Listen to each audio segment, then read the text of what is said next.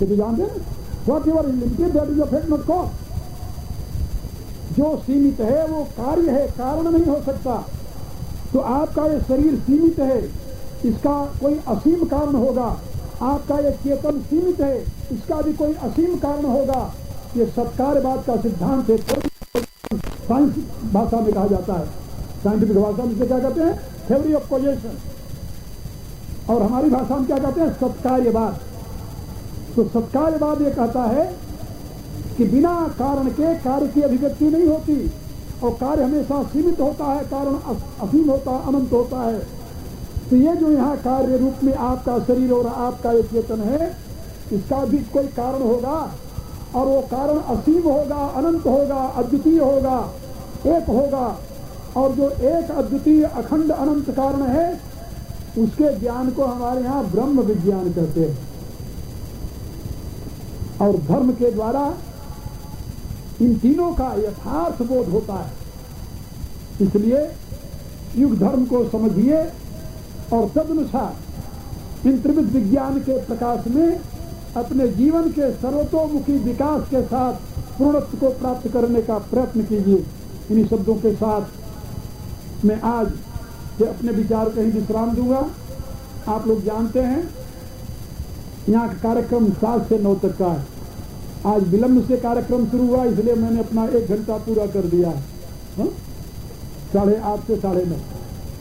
अब आप लोग बड़े प्रेम से मेरे साथ प्रार्थना करें, और दिन में जहाँ मैं ठहरा हुआ हूँ, मेरे प्रिय आत्मा, करुणा निधान भगवान की करुणा आप सभी के लिए सदैव कल्याण का सृजन करती रहे, यह मेरी आंतरिक शुभकामना।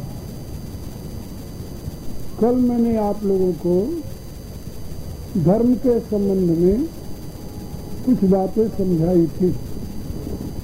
सारांश रूप में मेरा ये कथन है, इस मानव जाति के लिए विश्व में केवल एक धर्म है, जिसका नाम है सनातन धर्म, जो समाधि प्रज्ञा प्रसूत तत्वदृष्टा ऋषियों की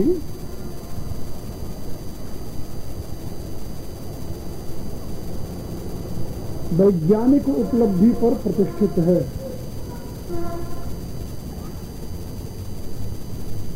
जो विश्वास किसी एक व्यक्ति द्वारा समाज में स्थापित किया जाता है, जो तर्क द्वारा, युक्ति द्वारा, विवेक द्वारा सिद्ध नहीं किया जा सकता, जो वैज्ञानिक निरीक्षण और परीक्षण से सिद्ध नहीं किया जा सकता, वह लोकोपकारी धर्म नहीं हो सकता। हाँ, उपासना की विशेष पद्धति हो सकती है, पूजा की एक पद्धति हो सकती है, लेकिन उस पूजा की पद्धति को धर्म कहना ये सर्वथा असंगत। धर्म एक है, शाश्वत है और मानव मात्र के लिए है। अब उस धर्म की व्याख्या हमारे यहाँ विभिन्न ऋषियों ने किन किन रूपों में की है, पहले तो मैं आप लोगों को ये बता दूं।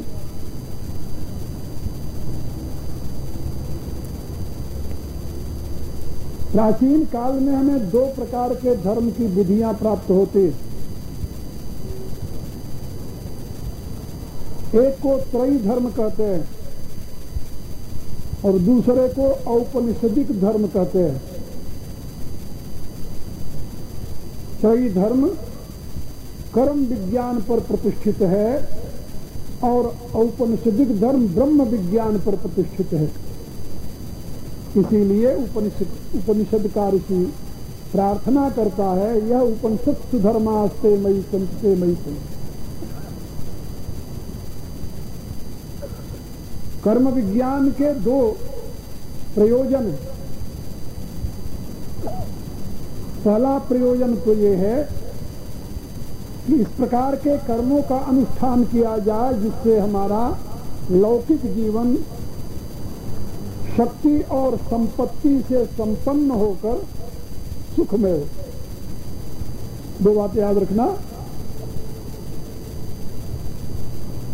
शक्ति और संपत्ति किसी भी व्यक्ति, जाति, समाज, राष्ट्र की प्रतिष्ठा केवल इन दो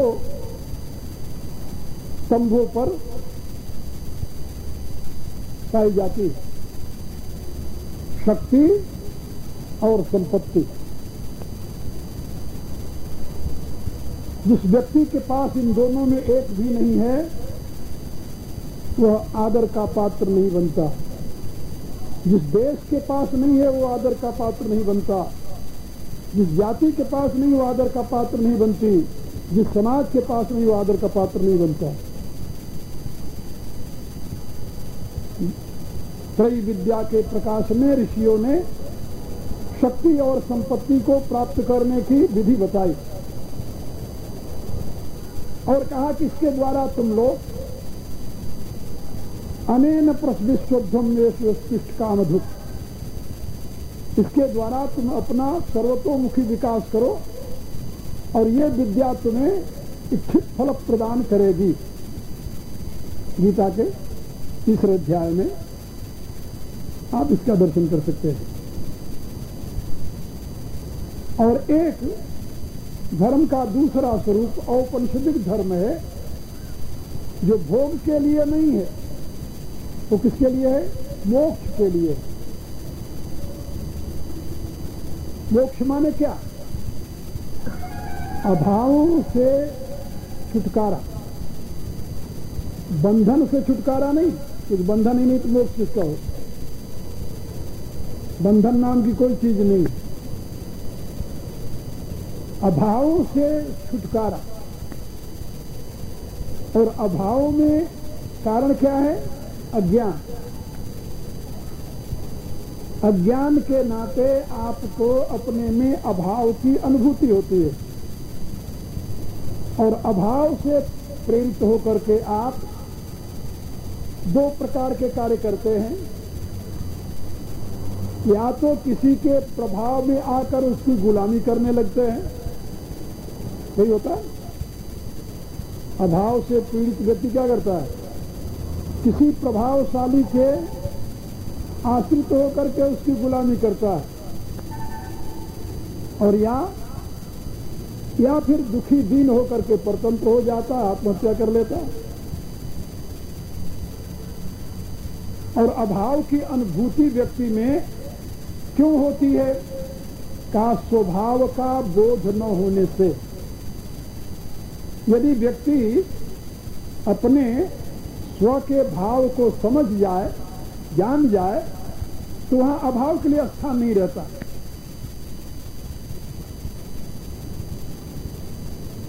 अभाव ही व्यक्ति को निर्बल बनाता है, परतंत्र बनाता है और पराधीन होकर के वह व्यक्ति अपने आप को समाप्त कर देता है। इसलिए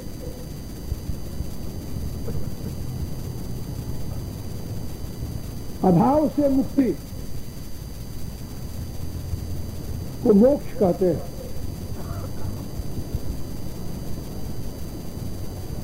अभाव अज्ञान जन्य है, इसलिए शास्त्रकारों ने बताया ऋते ज्ञानान मुक्ति। ज्ञान के बिना मोक्ष नहीं, अभाव का अभाव नहीं हो सकता। ज्ञान के प्रकाश में ही अभाव का अभाव होता है। तो औपनिषदिक धर्म जो है वो ज्ञान प्रधान है, विवेक प्रधान है, और वह क्या करता है? वह व्यक्ति को उसके अपने स्वभाव में प्रतिष्ठित कर देता है, जिसके लिए पतंजलि ने कहा स्वरूप प्रतिष्ठा व चित्त शक्ति, जिसको कहते हैं आत्मरति, आत्मचित्ति, आत्मतृष्टि, जिसको कहते हैं ब्राह्मी स्थिति, और जिसको शरीर छोड़ने के बाद कहते हैं ब्रह्म निर्वाण आ गया। कि धर्म की दो विधाएं, एक भोगात्मक और दूसरी मोक्षात्मक। भोगात्मक त्रयी विद्या है, मोक्षात्मक ब्रह्म विद्या है, ऐसा आप समझो।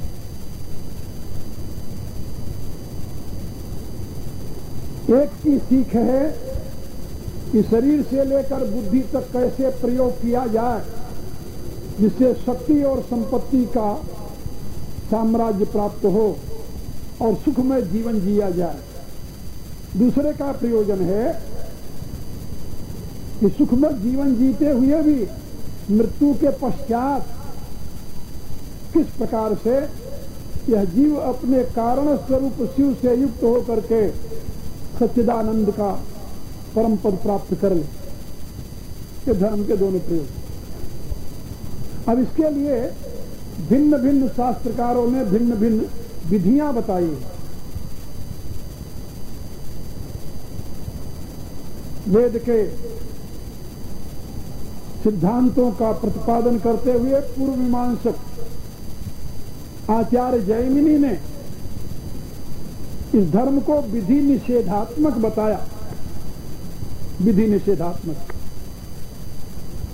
अपने पूर्व मीमांसा। ये करणीय है, ये नहीं करणीय है। इसको करने से आपको सुख मिलेगा, इसको करने से दुख मिलेगा। तो जिसकी विधि है वो करणीय है, जिसका निषेध है वो नहीं करणीय है। तो धर्म का एक रूप हुआ विधि निषेधात्मक। धर्म का दूसरा रूप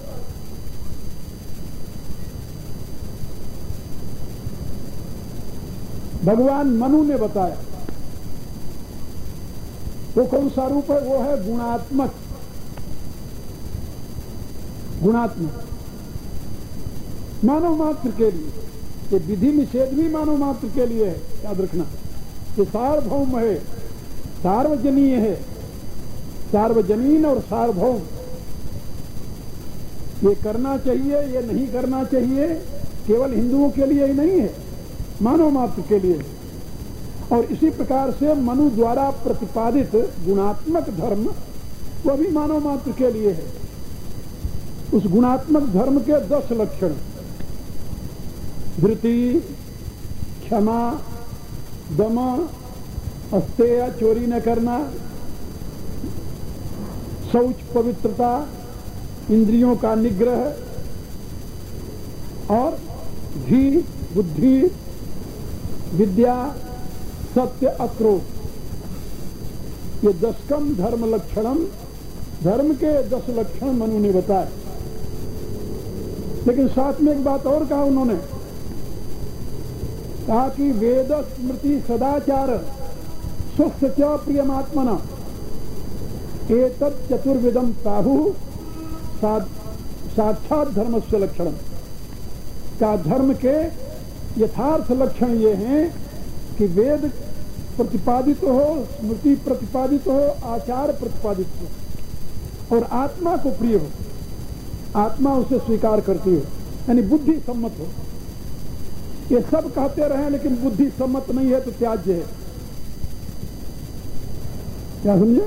ये सब कहते रहे, वेद कहता है कि ये धर्म है, स्मृति कहती है धर्म है, पूर्व परंपरा लोक व्यवहार कहता है धर्म है, लेकिन यदि आपकी आत्मा, आपकी बुद्धि उसे स्वीकार नहीं करती तो आपके लिए धर्म नहीं है। इसलिए स्वस्थ च प्रियमात्मा मोहर लगाया। धर्म के लक्षण निर्दिष्ट। और भी एक महापुरुष हुए भारत में, महर्षि कणाद। उन्होंने विद्यात्मक धर्म नहीं बताया, उन्होंने विवेकात्मक धर्म बताया। क्या धर्म किसे कहते हैं? तो उन्होंने लक्षण बताया, यतो अभ्युदय निश्रेय सिद्धि सधर्म, जिसके द्वारा मनुष्य सर्वतोमुखी विकास करता हुआ पूर्णत्व को प्राप्त कर ले उसे धर्म कहते हैं। अब किसके द्वारा कर सकता है मनुष्य विकास? का ये उसकी देश काल परिस्थिति पर निर्भर है। क्योंकि हर एक व्यक्ति का सर्वतोमुखी विकास एक विधि से नहीं होता। उन्होंने कहा कि धर्म के नाम पर कोई ऐसी लकीर नहीं खींची जा सकती कि इस पर चलोगे तो धर्मात्मा बन जाओगे, इसके विपरीत चलोगे तो पापी बन जाओगे। उन्होंने कहा नहीं, सबके लिए एक साथ धर्म का उपदेश नहीं है। देश काल परिस्थिति इसके अनुसार धर्म का निर्णय करना चाहिए। ये धर्म है विवेकात्मक। विवेकात्मक माने आपकी बुद्धि यदि सजग है तो धर्म अधर्म का निर्णय कर लेगी। और इसी बात को भगवान कृष्ण ने गीता के 18वें अध्याय में बताया। प्रवृत्तिम च निवृत्तिम च कार्या कार्ये भया भये बंधम मोक्षम किया वेत्ति बुद्धि सा पार्थ सात्विक। यदि आप में सात्विकी बुद्धि है तो आप धर्म का निर्णय कर लेंगे, सात्विकी बुद्धि नहीं है तो धर्म के विषय में आप कंफ्यूज हो जाएंगे, भ्रमित हो जाएंगे और धर्म के नाम पर अधर्म को ग्रहण कर लेंगे। कई बार इतिहास में हमें देखने को मिला है कि धर्म के नाते लोगों ने अधर्म को धर्म मान लिया और धर्म को अधर्म मानकर त्याग दिया। कई ऐसे उदाहरण हैं। लेकिन जहां विवेक काम करता है, जहां बुद्धि काम करती है, जहां ज्ञान का प्रकाश होता है, वहां धर्म अधर्म के निर्णय में आदमी सक्षम होता है। उदाहरण के रूप में मैं आपको रामायण की घटना सुना रहा हूं। आप सब रामायण में प्रेम रखते हैं, मैं जानता हूं। रामायण की घटना है, माता पिता की आज्ञा का पालन करते हुए भगवान राम वन को चले। तो वो प्रश्न नहीं किया, मां से भी प्रश्न नहीं किया, केवल इतना ही पूछा कि पिता दुखी क्यों हैं। और उस विमाता ने कहा कि दे न कहो मोही दुई वरदाना मांगे जो कछु मोही सुहाना। मुझे 2 वरदान देने के लिए कहा था, मुझे जो अच्छा लगा वो मैंने मांग लिया। सो सुनि भयऊ भूप उर सोचू छाणी न सकई तुम्हार सकोचू। उसको सुन करके इनके हृदय में बड़ी पीड़ा हो गई, क्योंकि वो तुम्हारा संग को छोड़ नहीं सकते। और क्या वरदान मांगा तूने मां? उसने बता दिया कि मैंने ये वरदान मांगा कि तुम 14 वर्ष वन को जाओ और मेरा पुत्र भरत 14 वर्ष तक राज्य करेगा। राम सुनते प्रसन्न हो गए, अति प्रसन्न हो गए। और अति प्रसन्नता के उद्रेक में राम बोल उठे, मां वाह सुनु जननी सोई सुत बड़ भागी जो पितु मातु बचन अनुरागी। हे माता, इस दुनिया में वही पुत्र बड़ भागी है जो माता पिता के वचनों में अनुराग रखता है, आज्ञा का पालन करता है। चरणों में अनुराग करना बड़ भाग्य का लक्षण नहीं है, वचनों में अनुराग करना, आज्ञा पालन में धर्म निहित है। और कहा क्या भला बताओ मां,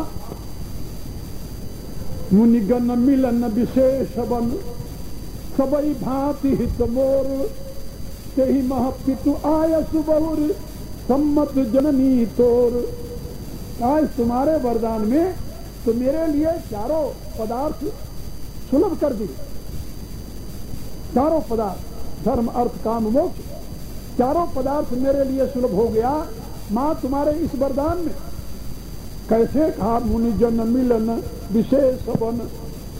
मां युवावस्था में बाल्यकाल में समझ लो एक मुनि का संग हुआ था, उसका परिणाम क्या मिला हमें तुम सब जानते हो। राम कह रहे और जंगल में तो मुझे अनेकों मुनि मिलेंगे और मुनियों का संग जो है मोक्ष का द्वार है। और मोक्ष का ही द्वार नहीं है। एक मुनि विश्वामित्र मिले थे, उनके मिलने का परिणाम यह हुआ कि दुनिया में जो कुछ प्राप्तव्य है सब कुछ मुझे मिल गया। विश्व विजय यश जानकी पाई आए भवन ब्याही सब भाई। तो दुनिया का प्राप्तव्य है, विश्व में विजय का डंका बजा, क्योंकि विश्व के जितने बलवान थे सबके बल का माप जो करने वाला शिव धनुष था। सबके सकट संबुधन मापी, सभी बलवानों की शक्ति का माप तोड़ शंकर जी के धनुष ने किया और उसको राम ने तोड़ करके विश्व विजय का पद प्राप्त कर लिया। तो विश्व विजय यश और कीर्ति मिली दुनिया में, और साथ में जानकी पाई, श्री मिली, लक्ष्मी मिली, और अकेले नहीं आए भवन ब्याह सब भाई, एक मुनि के मिलने का परिणाम रहा। और वन में तो मुनिगण मिलन अनेक वन, अनेकों मुनि मिलेंगे, फिर मुझे क्या मिलेगा तुम समझ लो, राम कहते हैं। और सब ही भांति हित मोर, सब प्रकार से मेरा हित है इसमें, यानी धर्म भी है, अर्थ भी है, काम भी है, मोक्ष भी है। मुनियों का मिलना मोक्ष है। और पितु आयस सब धर्म कटीका, माता पिता की आज्ञा का पालन करना धर्म है। अर्थ क्या है? का अर्थ है भरत प्राण प्रिय पावई राजू, विधि सब विधि सन मुख मोहि आजू। प्राण से भी अधिक प्रिय मेरे भैया भरत को राज्य मिलेगा, और यही मेरी कामना है। भला बताओ इससे अधिक और मुझे क्या चाहिए? इसलिए राम कहते हैं कि जो न जाऊं बन ऐसे उकाजा, तो प्रथम गनीय मोहि मूढ़ समाजा। यदि मैं ऐसे अवसर पर और इतने महान कार्य की पूर्ति के लिए वन में न जाऊं, तो मूर्खों की समाज में सबसे पहले मेरी गति। अब आप बताइए, राम ये कहते हैं कि माता पिता की आज्ञा का पालन करना धर्म का श्रेष्ठतम स्वरूप है, और वही माता वही पिता दूसरे पुत्र को आज्ञा देते हैं। वो पुत्र कौन है? भरत। मैं आप लोगों से एक सवाल कर रहा हूं, जिस माता पिता की आज्ञा का पालन करते हुए राम वन को चले गए, उस माता पिता की आज्ञा का पालन करते हुए यदि भरत राज सिंहासन पर बैठ जाते, तो क्या रामायण का यही स्वरूप होता? क्या रहा है? नहीं। फिर भरत ने माता पिता की आज्ञा का पालन क्यों नहीं किया? क्या उन्होंने अधर्म किया? क्या रहा है आप लोग? नहीं। उस समय के महान ऋषि वशिष्ठ जी कहते हैं, भरत समुझब कहब करब तुम जोई, धर्म सारु जग हुई है सोई। वो भरत, जो तुम समझोगे, जो तुम कहोगे, जो तुम करोगे, वो सब धर्म का सार होगा। धर्म का ज्ञाता कौन है? एक माता पिता की आज्ञा का करने वाला है, एक माता की आज्ञा का उल्लंघन करने वाला है, उसका ज्ञाता मानेंगे? है ना कॉम्प्लिकेटेड ये?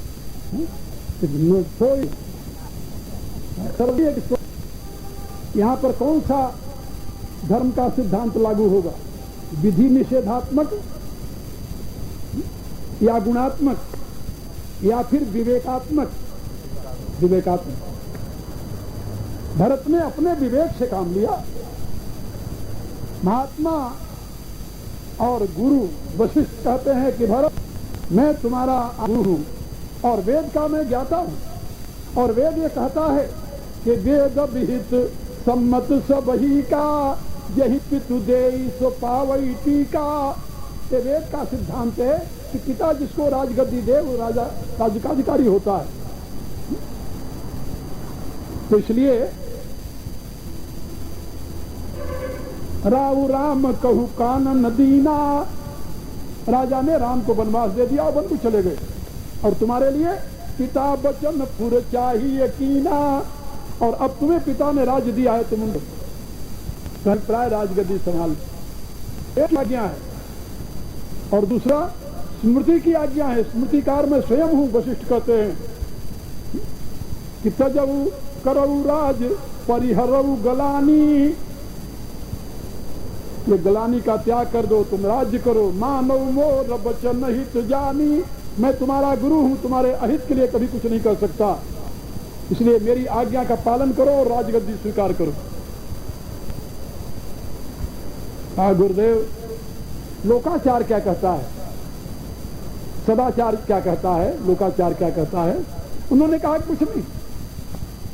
लोकाचार इसका समर्थन करता है। कैसे समर्थन करता है? कहा देखो, परशुराम पितु आज्ञा राखी, मारी मातु लोक सब साखी।